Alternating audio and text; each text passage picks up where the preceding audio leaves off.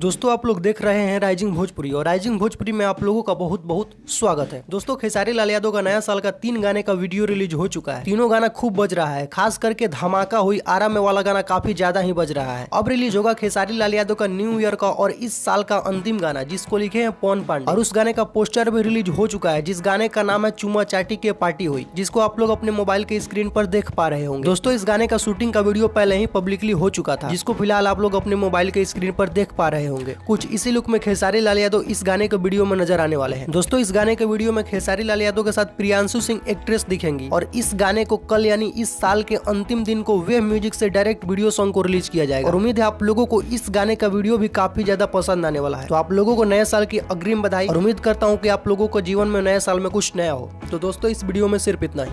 Video पसंद आया हो तो वीडियो को लाइक कीजिए, चैनल बनाया है तो चैनल को सब्सक्राइब करके बेल आइकन को प्रेस करके नोटिफिकेशन को ऑल कर लें। तो मिलते हैं एक नए वीडियो में नए खबर के साथ, तब तक के लिए धन्यवाद।